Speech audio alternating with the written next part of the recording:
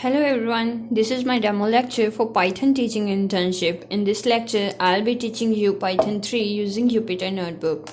I'm using Jupyter Notebook because it provides an interactive environment to make notes like Python files with practical running examples.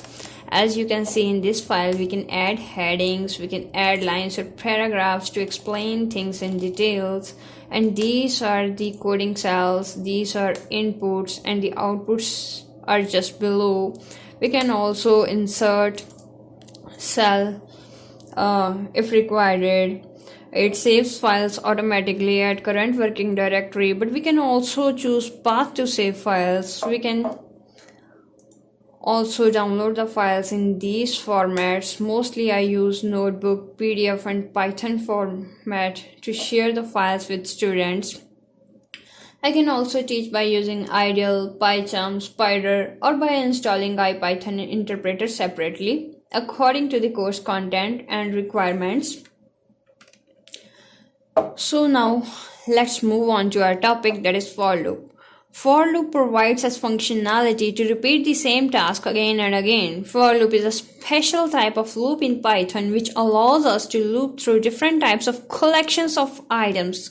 Mostly, the for loop is used in Python to loop through lists, tuple, or dictionaries, to loop over letters inside a string, or just to loop through a series of numbers. We can create for loop just by typing the keyword for, and here we have to specify a variable, and this variable will represent different value we go through the loop. That is, this variable going to be used on every iteration of our for loop, and each time it have a different value. So let's just create a variable letter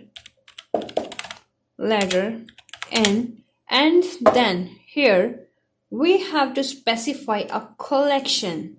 For example, string to loop over. I'm going to take a string.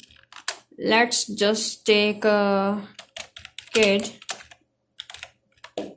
activity technologies, then colon.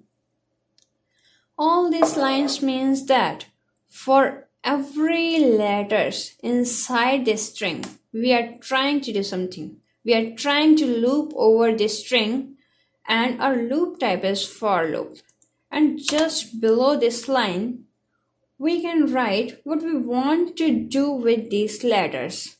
Let's print our collection. We can do this by using print function, print letter. We need to indent this line because without indentation, it will not considered inside our for loop. And it will print one different letter from this string in sequential order on every single iteration.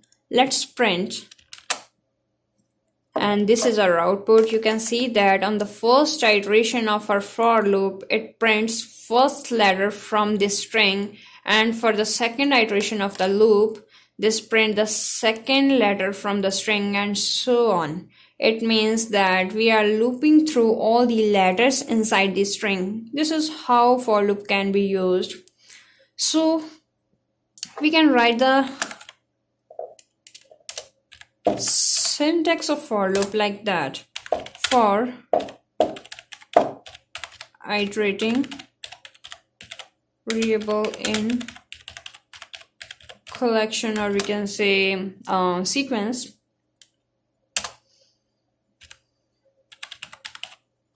statement to execute. You can also use for loop with other collections like lists. Let's create a list with several different names.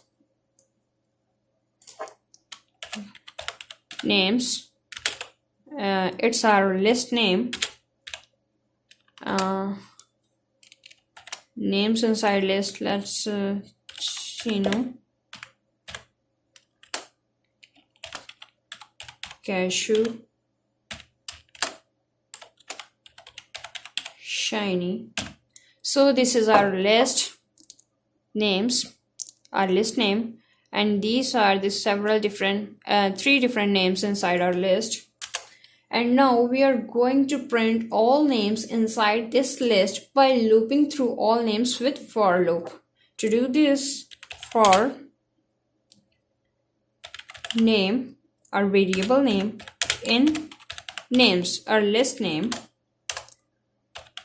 print name. As you can see that it prints all the names inside our list. We can also loop through series of numbers. I'm doing this with range function. For number in range 10, print number. So basically it printed out every number in a range starting from 0 but not including the last number. We can also specify the starting point in this range. For example, 4 as a starting point and 10 as a stopping point, and then print again. So this prints all numbers starting from 4 up to 10 but not including 10. We can also use for loop to loop through any collection, and we can also use conditions, or we can say logics inside our for loop. For example, for numbers in range suppose 10,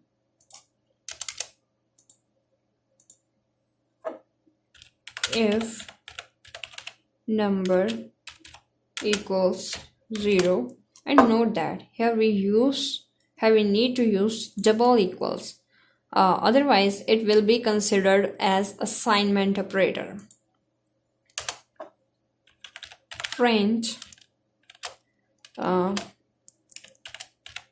first iteration. Basically it will print first iteration text for the first iteration of our loop, and for the rest of iterations let's print indexes after first iteration. Oh, we have to put the text in quotation, and it printed out first iteration for the first iteration of the loop, and for the rest of iteration it prints the else part. I think that's enough for today's lecture. If required, we can discuss more on the next lectures. Thanks a lot.